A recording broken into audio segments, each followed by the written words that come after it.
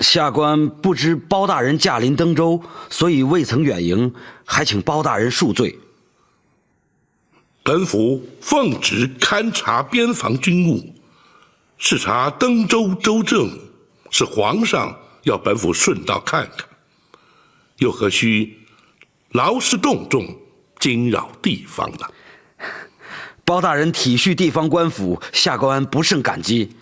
不知包大人打算在登州停留多久，下官也好安排住所。那就不必麻烦了，本府在登州自有住所。包大人打算暂居何处呢？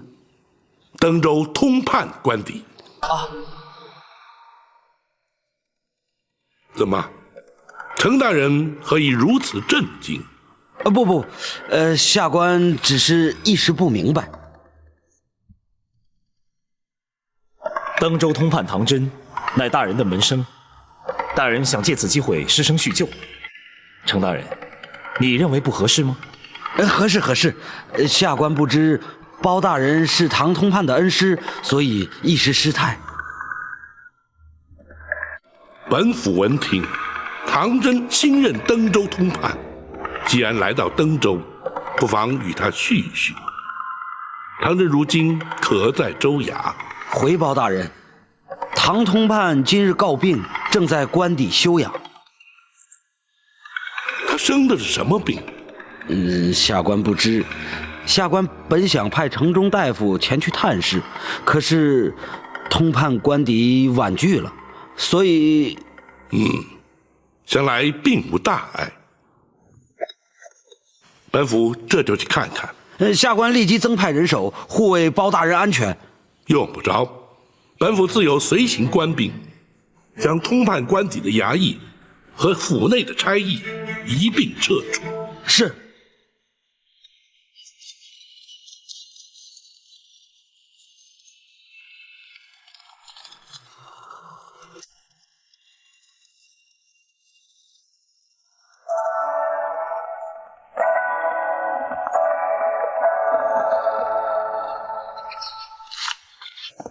不要让衙门里的人任意进出，有事情随时来报。是。唐真身上之余毒已经全数排出，休息一阵便可无碍。现在他正在昏睡，依学生估计，晚上便可醒过来。他人在官邸之中，又怎会遭人下毒呢？毒是下在账册上的。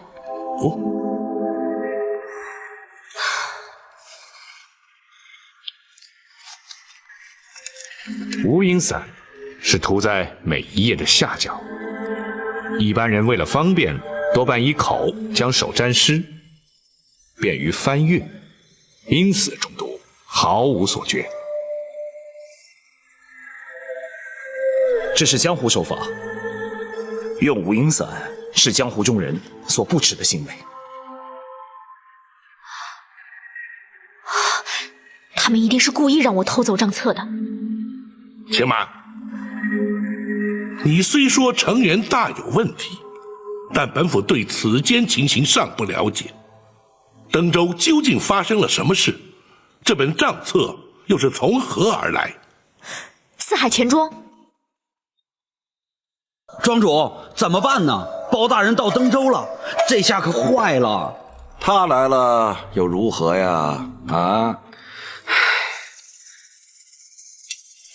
程大人，有必要这么慌张吗？庄主，您可能还不知道，包大人是出了名的断案如神、嫉恶如仇啊！只要是他想查的登州的情形，他就一定能查得个一清二楚，那后果就不堪设想了。你不是说他到登州来是视察海防军务吗？怎么又会留下管我们的事了？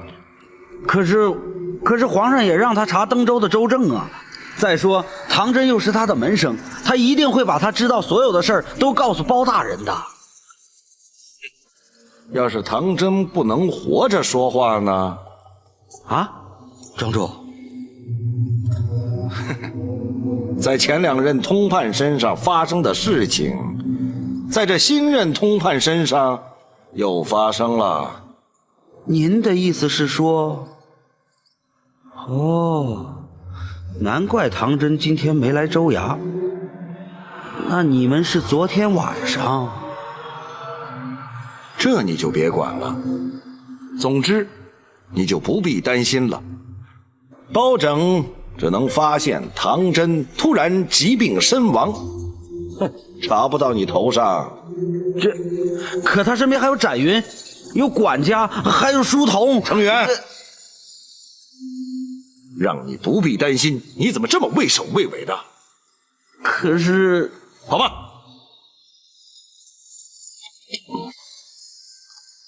包拯就算起了疑心，又如何？他只不过是朝中的3品知府，朝中的王公大臣我见得多了，拿我好处的不计其数。哼，包拯，他斗不过我。庄主，您当然不用顾及他了。可我毕竟是朝廷命官，又是他的下属，我要是被他盯上了，那是绝无活路的呀。哎，嘿嘿，你亲娘舅不是庞太师吗？再加上一个在宫中受宠的表妹，他敢动你？哎呀，包大人向来是不卖人情的。再说这远水也救不了近火呀，所以还请庄主多多照顾。哎，你我合作多年，我怎么能袖手旁观呢？啊，你放心吧。多谢庄主。下官还得尽快赶回州衙。这唐真出了事儿，包大人一定会来州衙找下官。如果给他知道我在您这儿，那就麻烦了。去吧。哎，不过你可千万记住，一定不能慌乱，否则我可管不了你。是，下官一定小心从事。下官告退了。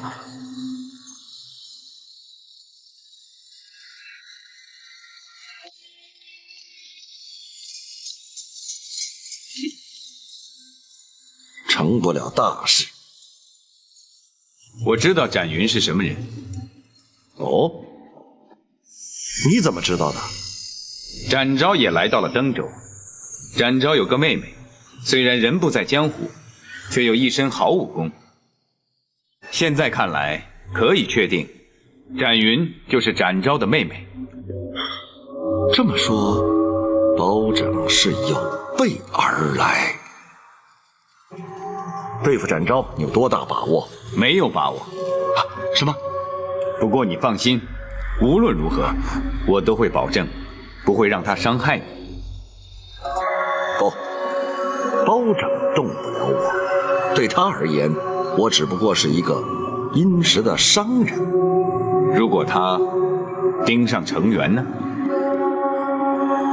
真到那个时候，那就靠你了。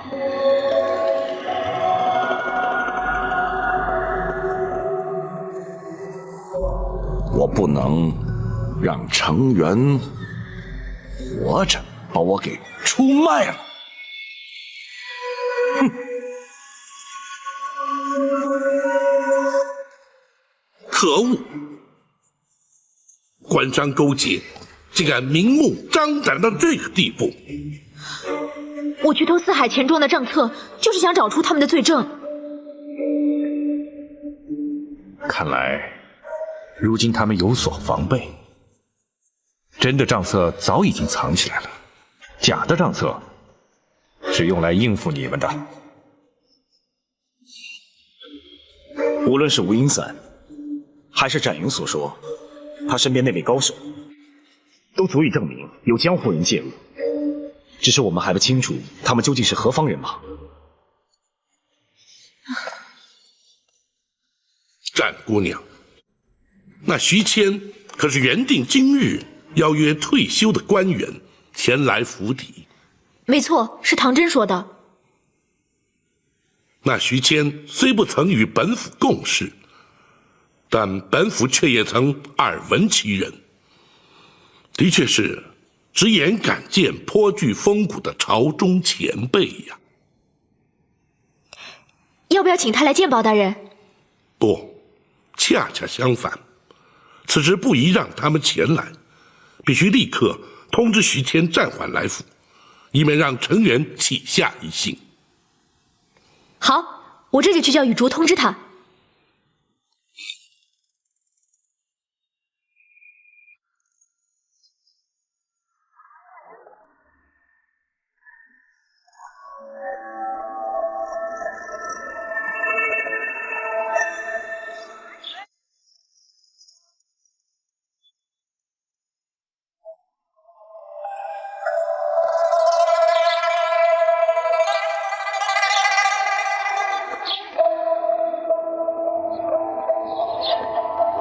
哎，大婶儿，大婶儿啊，我想问一下，这家大门怎么锁上了？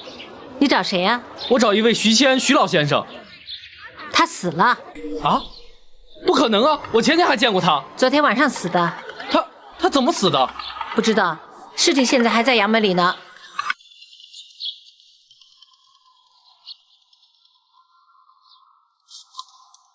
哦，他怎会突然身亡呢？不知道，包大人要不要去州衙看看？此事太过蹊跷。徐谦前夜才与你们一同前去搜查成员的藏粮处，昨夜却又离奇身亡，这两者之间必有关联，又岂能不查？大人，唐真的情形，陈元势必会问，该如何应付？他们如果知道唐真没有死，一定会再下毒手。倘若他们认为唐真必死无疑呢？那就让他们莫测高深。成员李坤胆大妄为，自认为能够一手遮天，本府却偏要让他们认罪伏法，无所遁形。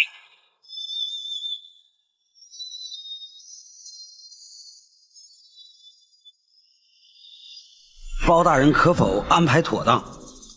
不错，不过你这登州通判的官邸，竟然如此宽敞华丽，倒是出乎本府的意料之外呀。登州在下官多年苦心经营之下，上称富庶。通判既是皇上亲派，下官认为理当多表尊重，绝非下官崇尚奢华，请包大人明鉴。本府只是随口说说，你无需多做解释。啊，不知唐大人病体可否安泰？公孙先生精通医理，正在为他诊治。敢问公孙先生，唐大人身染何病啊？说来惭愧，学生从未见过这样的怪病，所以只能以金针过穴之术，暂时止住他的病情，却一时无法治愈。哦，那唐大人现在的情形？一直在昏迷之中，连大人来到登州他都不知道，学生也不敢确认他什么时候能清醒过来。但愿唐大人早日康复，吉人天相。本府去而复返，是想向陈大人打听件事。下官洗耳恭听。本府有位昔日同僚，也是旧友，高劳退隐之后，就定居在这登州，只是多年未见，又未通音讯，不知陈大人是否认得？这登州的确有多位退休的京官，不知包大人所指的是哪一位？此人姓徐名谦，曾任右司谏之职。啊，他？怎么，陈大人认得他？包大人，来晚了一步，徐大人昨夜突然身亡。哦，竟有此事，怎会如此不巧啊？徐大人的遗体正在殓房，只因他并无亲眷，下官正准备将他火化。多年未见，怎奈如今却已凋零？可曾查出他的死因为何？这只知道是无疾而终。竟然连他是如何死的都无人知晓吗？大人，学生前去验看一下，也好解大人心中之疑。公孙先生去看看也好。不知程大人是否允许？不敢不敢，下官立刻派仵作陪公孙先生一同前去。见。有劳两位。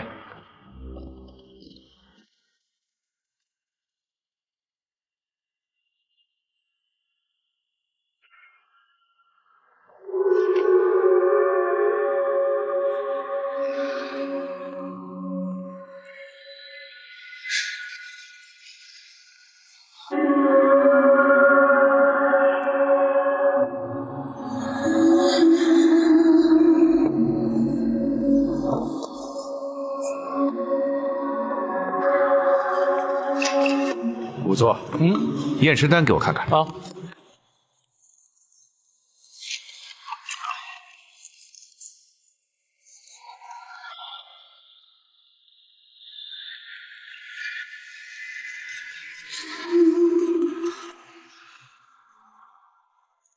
寿终正寝。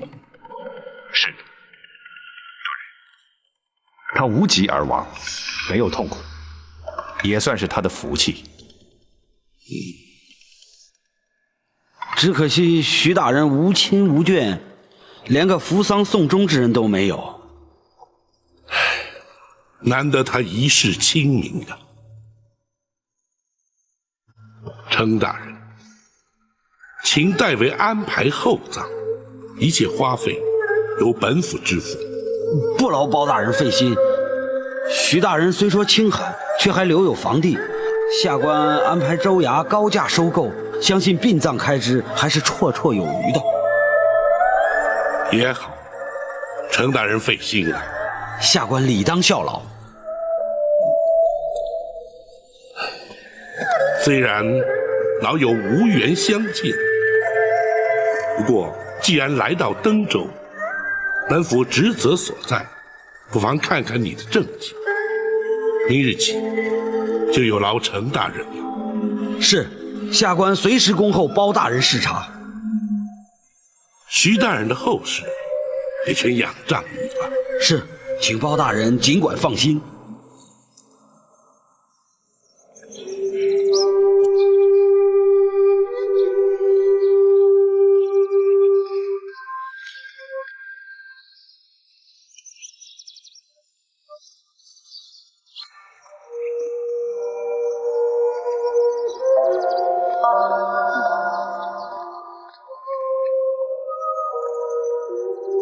雨竹，长公子，你一个人坐在这儿干什么？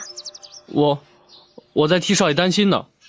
不用担心，公孙先生说毒已经排出来了，等到他晚上醒过来就没事了。公孙先生的话可靠吗？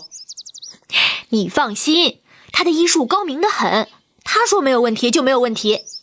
现在你可以不用担心了吧？还是不行。为什么？少爷才来登州3天就给人下毒，他要是在这里待上3年，岂不是每天都要提心吊胆的？这一点你就更不用担心了。包大人现在已经到登州来了，他一定会把程元还有李坤那些坏人都依法治罪。到那时候啊，登州就只有好人没有坏人。你家少爷别说在这儿待上3年了，就算待上10年8年也没有问题。包大人真能把他们治罪吗？当然行。那包大人应该早点来，少爷既不会被下毒，那些坏人也不会继续做坏事了。喂，你说这话的意思，好像是我一点用处都没有。哎，长公子，我可没这个意思啊。那你什么意思啊？我是说，哎，长公子，既然包大人已经来了，为什么你还做男装打扮？你什么时候变回展姑娘？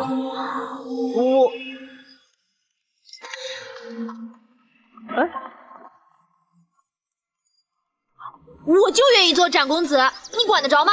哼！这哪像是展公子，分明就是个姑娘嘛！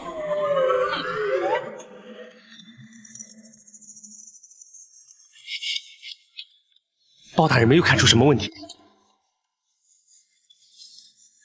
这传说把他传的也太深了，害得我一直提心吊胆。徐谦的死，他没有查出任何问题；唐真的情形，他也没搞清楚，反而要查登州的政绩。这些平日里我早已准备妥当，任何人来查，我都不怕。既然这样，岂不是更好？大人您就不必担心他在登州找大人的麻烦了。说得对，即使他留在登州不走，我也没什么好怕的。对了，花点银子，把徐谦的丧事办得体面一些。既然包大人在乎他，我们就让包大人满意。大人，把银子花在一个死人身上，岂不是太浪费了？哎，你懂什么？这叫花小钱去大灾。徐谦那破房子破地，虽然不值几个钱，可折价收购，办完丧事还是有些利润的。是，属下立刻去办。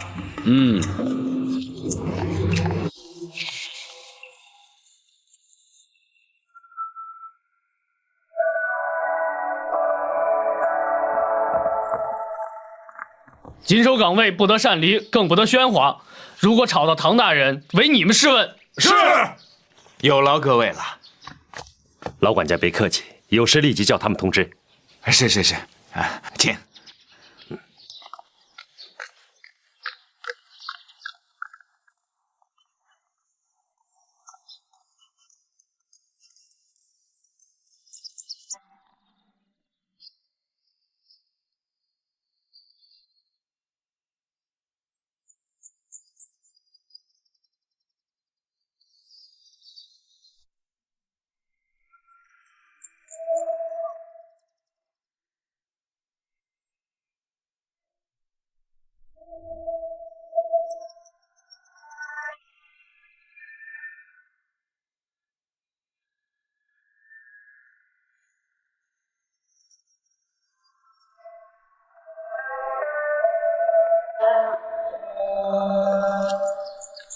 生谁的气呢？生我自己的气。大哥，我是不是又闯祸了？你自己说呢？是我出的主意要查钱庄的账簿，也是我把账簿偷回来给唐真的。他会中毒，完全是因为我太自以为是。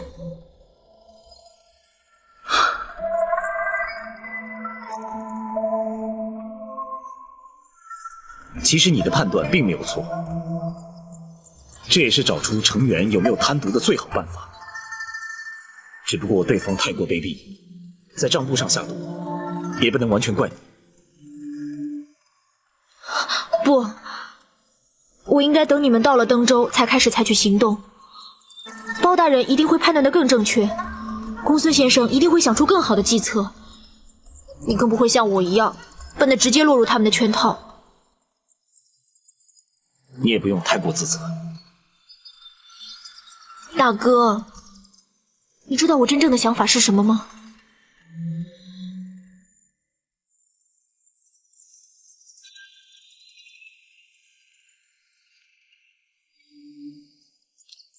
我想我根本不应该到登州来。我以为大哥能够帮包大人办案，我也行。其实我根本就做不到。包大人说的没有错。官府的事情并不是人人都可以参与，我根本就没有这个能力。我该听大哥的话回家，我马上就走。等一等，江湖经验不是与生俱来的。我刚跟随大人的时候，也常常犯错，那又如何呢？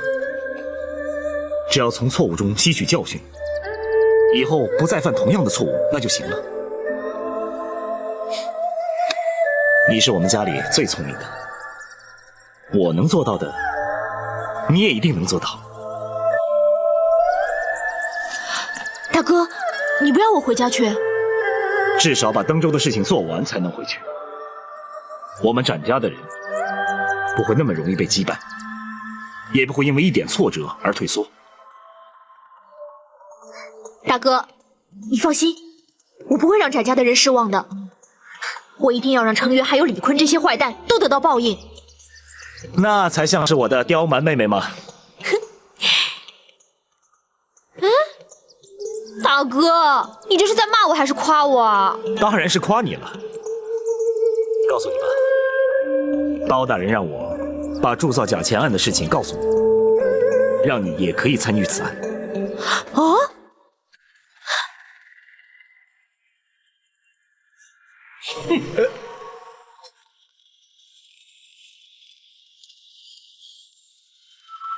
你下的毒是不是有问题？不可能啊！我家的无影伞是从来没出过差错的。可程元他说，唐真一直昏迷不醒，根本就没有丧命。也许是他们误打误撞，延缓了药效。唐真如果醒来说出了一切，难免包拯不会查到你的头上，到时候我恐怕也要受到牵连。这个庄主放心，程元的人随时去打探情形。程元的人早就被赶出了通判府，怎么打探？啊？那我再想办法派人混进去打听。不管怎么做，只要别让唐真成为我们的致命伤害就好。是。哼。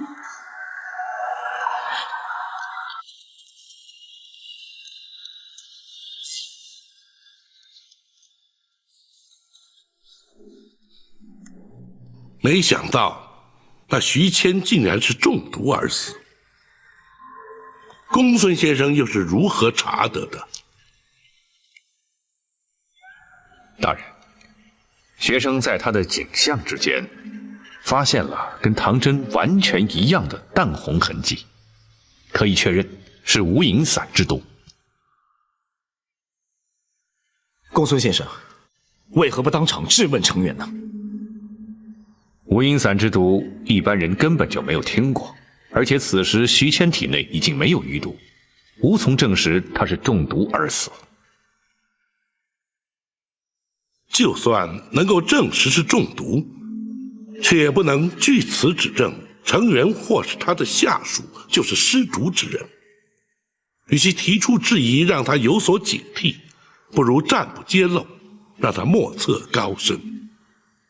可是这么一来，怎么可以把徐谦的死算到他们头上呢？就目前所知，程元所犯下的罪行已经不胜枚举，只要能够找到具体的证据，他同样难逃法网。届时，徐谦之死，不愁他不招供。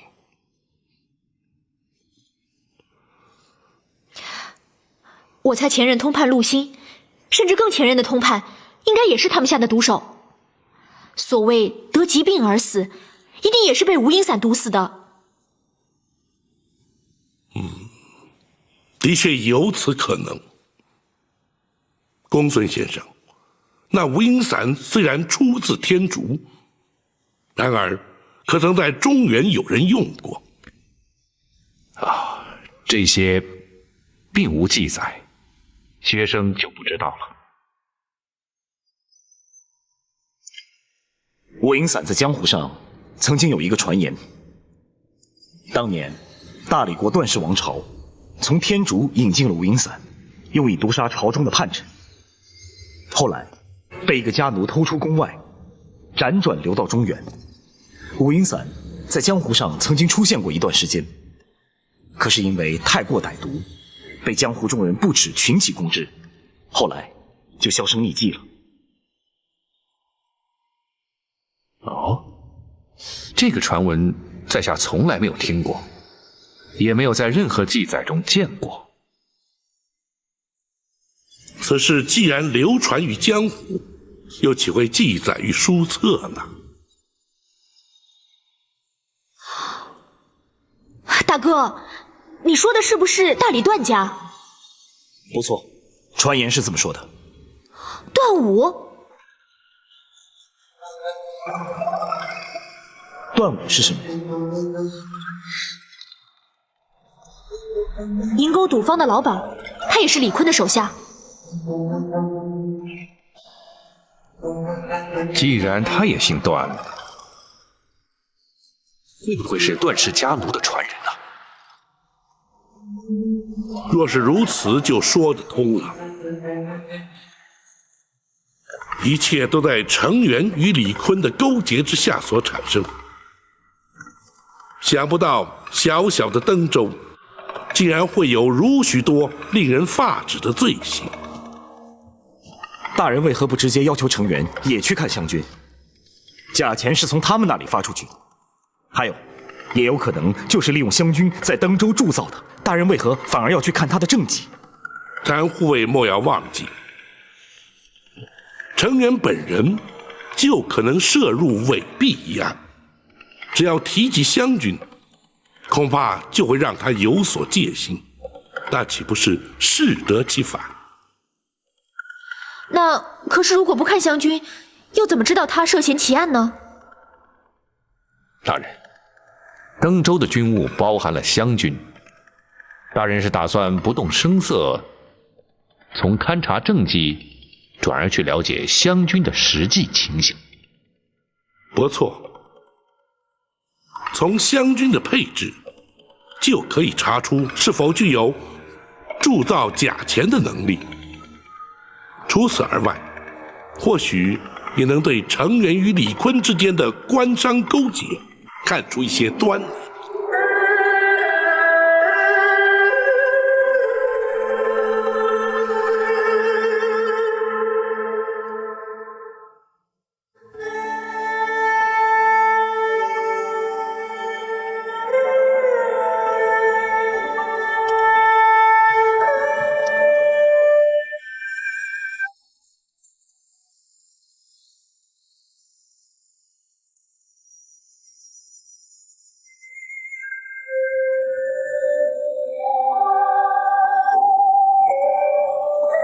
少爷，你醒了？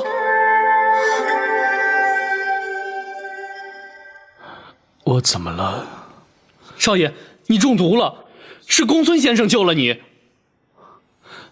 包大人他们来了。不错，幸亏展姑娘阻止了毒性运行，否则只怕你已经魂断九泉了。是。哎，唐大人，余毒方除，不宜乱动，快躺下吧。啊！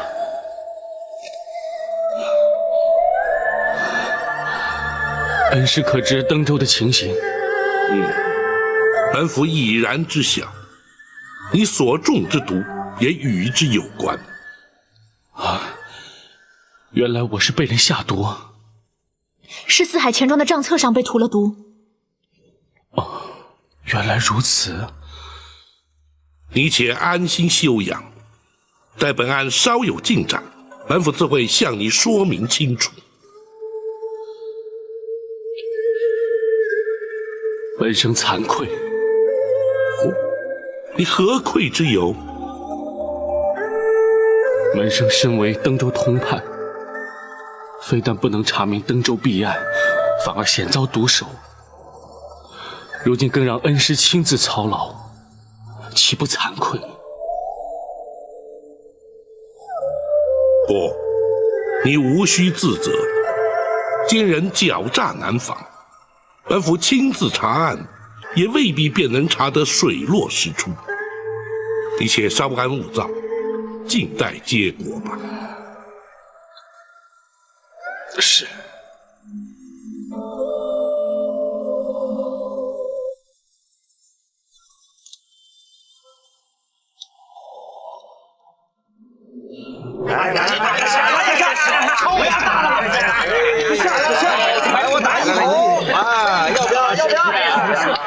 二饼，快出啊！一条，这样不都是你放的臭？真是的，把我的大盘圈记住，一定要想办法弄清楚唐真的情况究竟是怎么样的。我们晚上摸进去，千万不可以！你们都吃过展云的苦头，难道都忘了？包大人随行的能人，恐怕还不止他一个呢。硬闯不是办法，得想个办法找理由混进去打听。记住，千万别给我露馅了。就是打死你们，都不能说是我银钩堵风的人，否则我绝饶不了你们。听见没有？是。说你啊！来！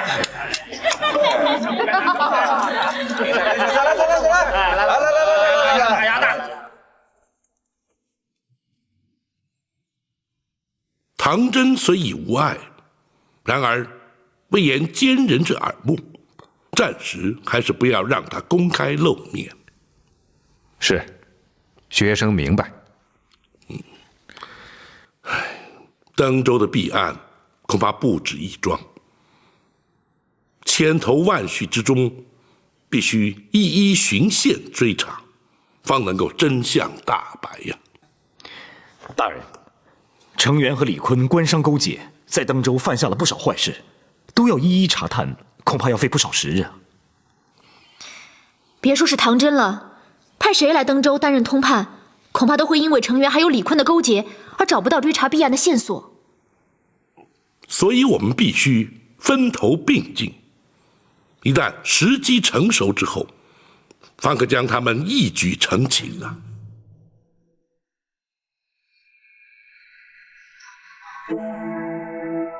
大人明日前去登州之时，学生会将湘军的情形查明清楚，以便循线追查湘军所发出去的假铜钱。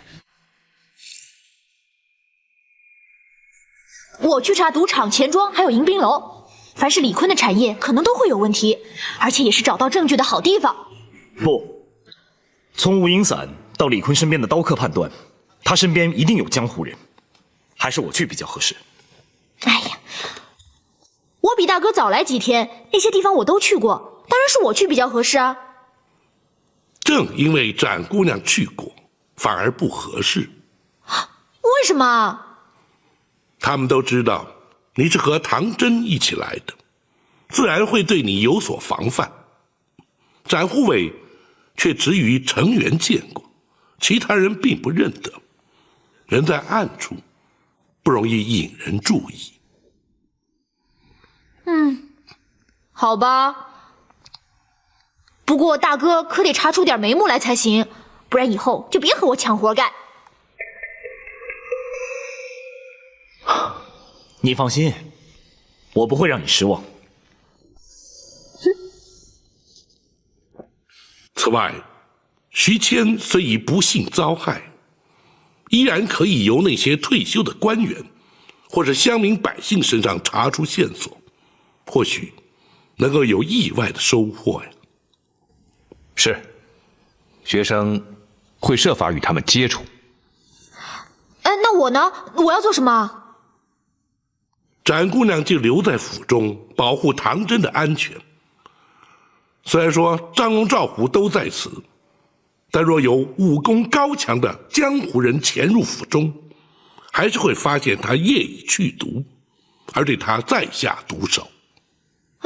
那包大人就不需要人保护了吗？明日只去州衙，又有王朝马汉随行，安全无虞。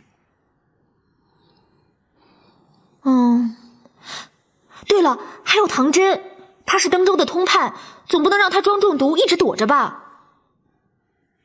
不要急，此事瞒不了多久。一旦他被发现并未中毒，那才是他开始查案之时。到那个时候，再让他多加磨练吧。对，不然他就白来登州了。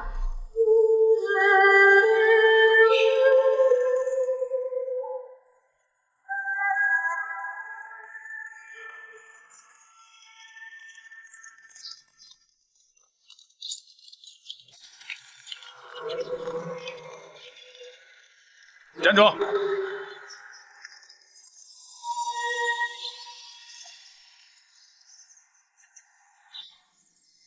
这2个人不是我们的人，怎么能让他们进来？我们是粮铺运米的。把米留下，你们在衙门外等候。可是，放心，不会少了你们的米钱，还不快走！是。派个人过去，看着他们出去。是。以后任何人不得入府，东西送到门口，我们自己人运进来。是。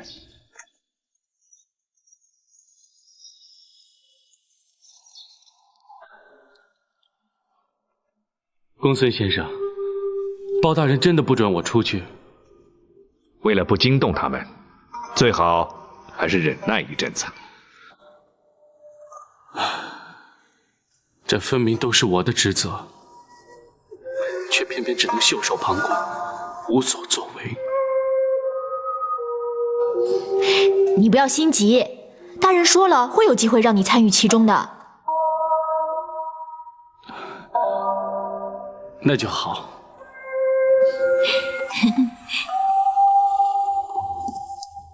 公孙先生，谢谢。长姑娘，哎，雨珠啊，你怎么不叫我长公子了？你本来不就是姑娘吗？可是我现在扮的是男装啊，哪有这样的姑娘？可是，是啊，展姑娘，现在你可以恢复女装了。不要，这2天穿习惯了，换回来反而别扭。雨珠啊，请唐管家来一下。哦，是。公孙先生有事找唐福啊，要麻烦他跑一趟。唐大人，原本徐谦要带几位退休的前辈官员来跟您见面，是不是啊？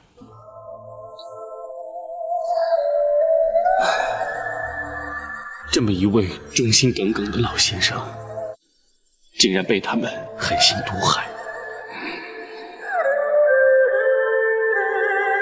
你放心，他们逃不掉的，过不了多久，你就可以替他报仇了。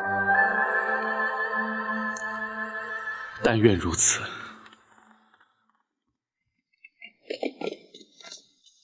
公孙先生找我，替徐谦徐大人来府中传话之恩，你可记得？当然记得。为了方便他和少爷联络，我还记下了他的住处。好极了，那麻烦你跑一趟。好。公孙先生要请他们到府中？不，他们不能来。想必现在程元一定盯住了府邸，徐谦之死就是前车之鉴。那唐福去找他们，所谓何事？啊，我是想请唐福邀他们去一处能避人耳目的地方。从州衙回来之后，我再出府去见他们。那就麻烦你了。好，我立刻就去。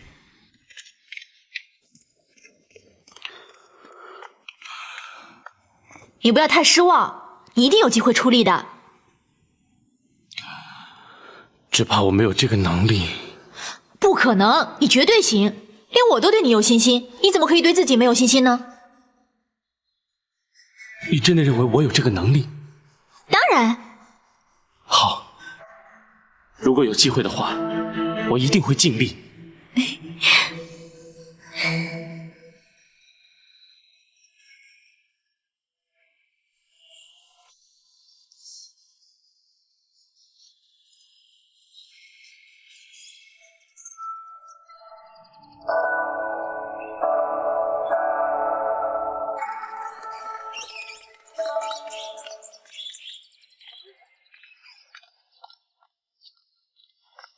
展护卫，公孙先生，我和展云都不陪着大人去州衙，难道真的没有问题？大人坚持如此，而且现在他们应该还不会防着大人，所以更不可能会有加害的意图。可是以后就很难说了，而且去查湘军的时候，我们一定要跟着去才行。展姑娘说的没错，我会提醒大人，至少要你们一人陪着前去。展云，你说李逵身边那个刀客，你可曾看出他的路数？没看出来，不过他的确不错。很难听到你夸别人的武功不差，我倒想跟他会会，试试他的刀法，或许可以从中摸出他的底细。你现在就要去吗？不，现在还不能惊动李坤，我到外面转转，顶多探探段武吧。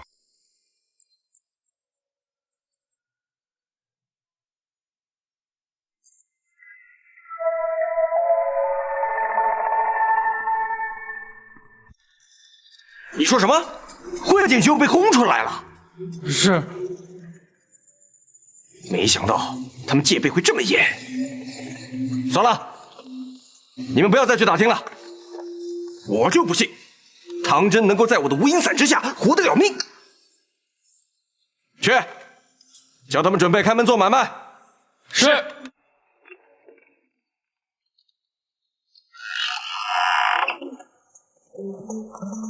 来这么早干什么？还没开始呢。段老板在吗？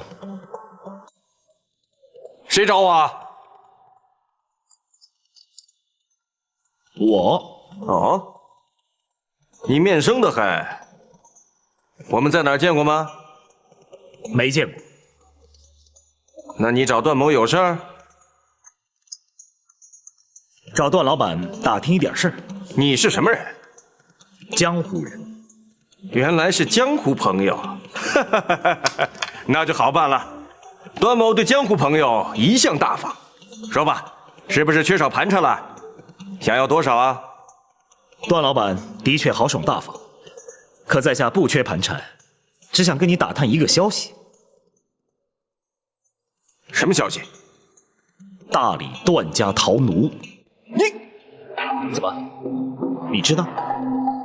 你究竟是什么人？先不要管我是什么人，你回答我的问题。我看你就是故意来找茬的，可惜你找错了地方。是吗？把他给我轰出去！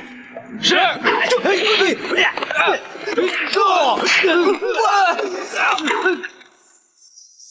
你的武那么差，怪不得要用无影伞。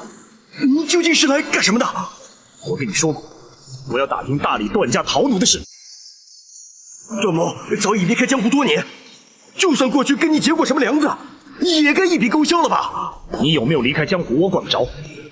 要是你还在用无影伞，我要替江湖朋友讨个公道。没有，我没有再用过无影伞。真的没有？没有。那就好。要是我发现你还在用无影伞，我还会来找你。老板，去，走开！这个人，哎，去，没你们什么事？去！是。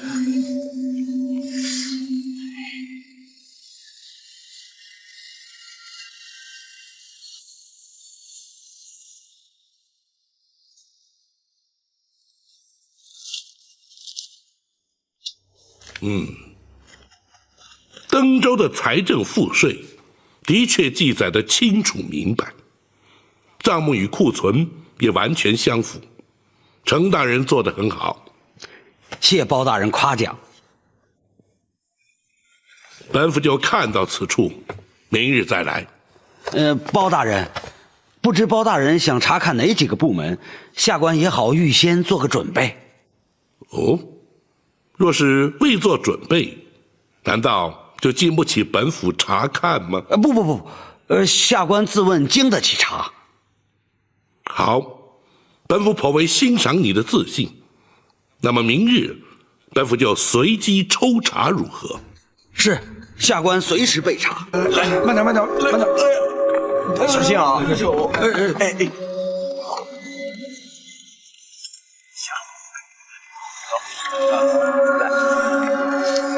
只剩下2天了，没问题吧？没问题，家长们放心。要不把已经做好的先运到城里去？不，放在你这反而安全，谁也不会来查。是啊。哦，调掌柜，那个程大人根本就没来过这儿，恐怕他连湘军有多少人也不知道。这里所有的人都听我的。好，不过赶工归赶工，质量可不能差啊。知道了，绝对保证质量。等全部完工之后，再等我的通知送货。好。刁掌柜，我那份呢？放心，在你的钱庄账号户头里面啊，会有你满意的数字的。多谢刁掌柜，只要你干得好，这会是可长可久的买卖。哎，好，全靠刁掌柜栽培了，我一定会尽心尽力的把它办好。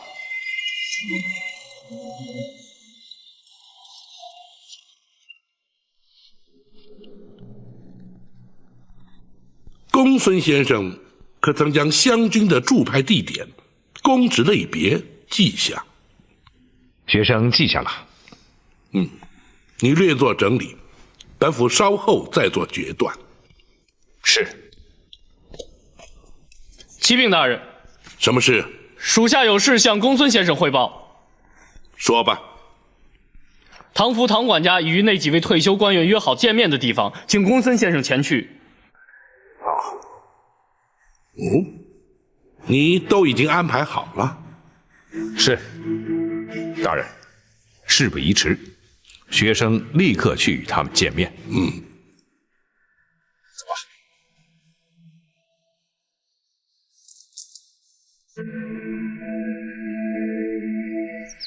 公孙大人请。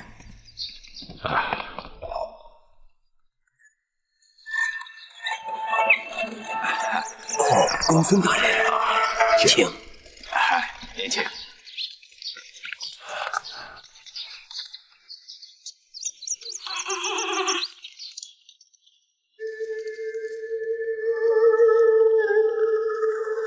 公孙大人，请。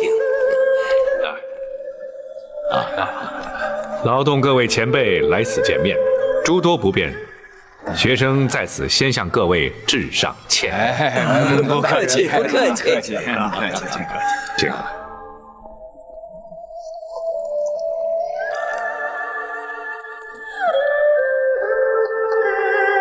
公孙先生，请不要客气，这是我自己开设的私塾，平时呢教孩子们念书。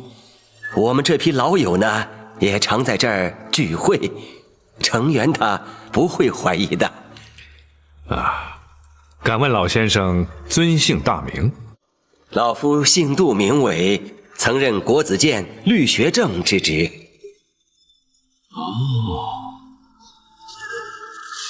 原来老先生是杏坛前辈。不敢，年纪大了，退休后呢不服老，所以在此开了座私塾啊。好，杜老先生，老当益壮，坐育英才，称得上是退而不休啊！惭愧呀！学生今日前来，是想请各位老先生提供程元贪赃枉法的罪证，也好作为日后包大人惩治他的依据。公孙先生，唐大人因何未来啊？我家少爷是因为唐大人身体微恙不便前来，特别嘱托学生向各位敬意，一旦好转，必当亲自前来当面致谢。既然如此，就请公孙大人交代，我们这些老骨头也都豁出去了。是。那就麻烦各位老先生将所见所闻说与学生知晓。公孙先生放心，我们是知无不言，言无不尽。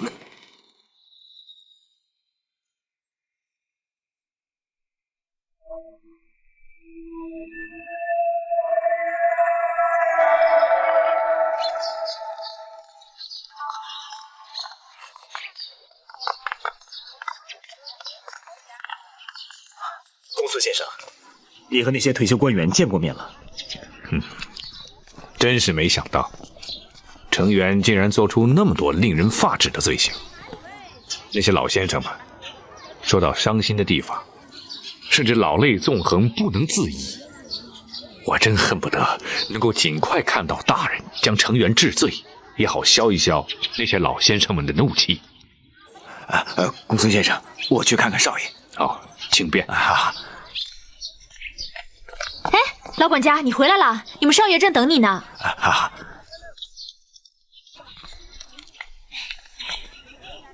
展姑娘去跟唐真聊天了？聊了好半天，他人真不错，我相信他以后一定会像大人一样是个好官。哦，哎，你们都办完事了？我有所收获。展护卫呢？我去跟段武见了个面，可以确定，他就是大理段家的逃奴吴英散，的确是他下的。段武，可知道展护卫的身份？大人没有交代之前，我不可能轻举妄动。大哥就只见了段武？我还查清楚了一件事情。什么事？那个用刀的高手叫严冬。严冬？展姑娘，你听说过这个人？没有，在江湖上武功高的人当中，应该没有严冬这个名字。大哥，你听说过他吗？就是因为没有，所以对他的身份特别好奇。对了，展云，你说你曾经跟他一共拼了2招？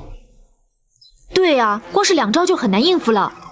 而且啊，他不肯出第3刀，说是第3刀只有在生死相搏的时候才肯用。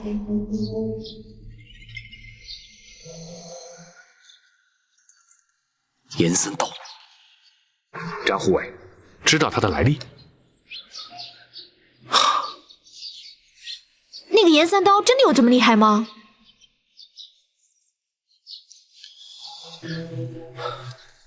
倘若是严三刀本人，恐怕我跟你都不是他的对手。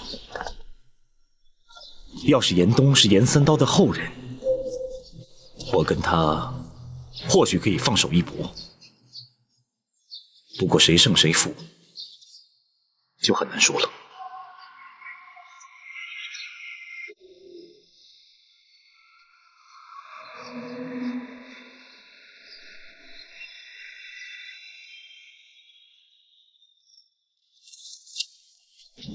哦，那个在赌坊巡视的人是什么来头？庄主，我也不知道，我从来没见过他，只知道他是一个江湖中人，而且武功奇高。那么好端端的，他怎么会找你呢？那是因为没有一个江湖人能够容忍无影散。严冬，你不要逼我！我逼你又如何？我和他的约定当中，并不包含不能杀你。你好了，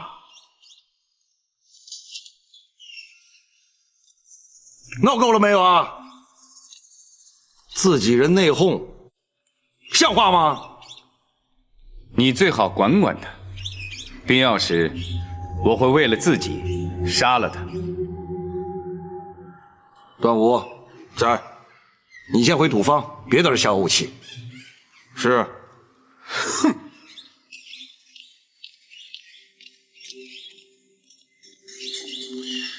哎呀，严冬啊，你怎么总是跟他一般见识啊？段武说的这个人，不知目的何在，你最好留心一下。他能够找到段武，就有可能找到我。想办法弄清这个人的底细。不必麻烦了。按照段武的形容，只可能是一个人。你知道他是谁？武功奇高，又手下留情，一定是南侠展昭。是他。这么说，包拯已经盯上段武了。你要我杀了他？不，我没这个意思。我和你的约定是3年之内替你杀10个人。3年之内你没有提出10个名额，约定就自动解除。所以，我宁愿你让我多杀几个。这事儿你暂时不用管了，必要的时候再说。你最好考虑清楚，10个名额，只剩最后3个了。